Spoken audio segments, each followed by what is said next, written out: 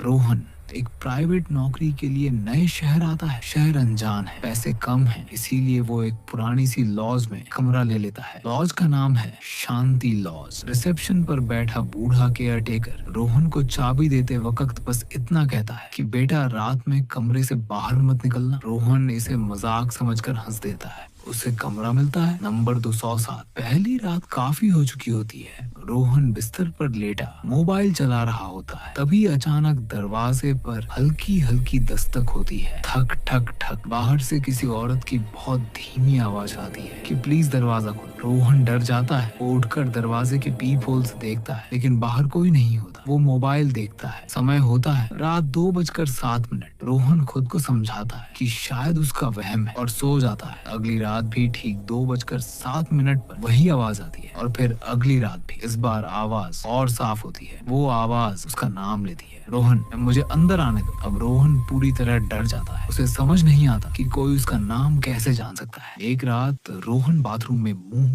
धो रहा होता है। जैसे ही वो शीशे की तरफ देखता है, शीशे में उसके पीछे एक औरत खड़ी होती है। सफेद कपड़े, जले हुए बाल और खाली आंखें। रोहन घबरा कर पीछे मुड़ता है, लेकिन वहाँ कोई नहीं होता। फिर वो दोबारा शीशे में देखता है। औरत अब भी वही होती है और मुस्कुरा रही होती है।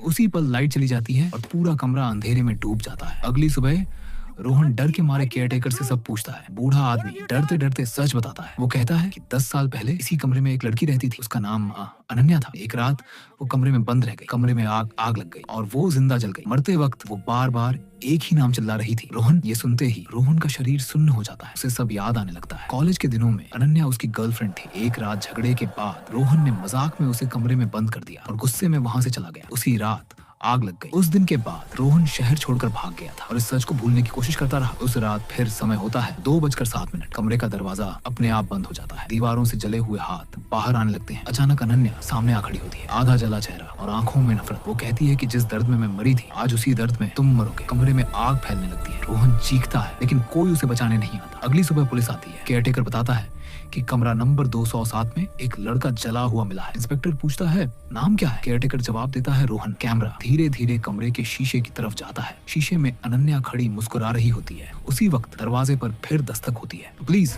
दरवाजा खोलो। और समय दिखता है हुकुम बुलेटिन 2:07। जो गुनाह भूल जाए उन्हें आत्माएं कभी नहीं भूलती।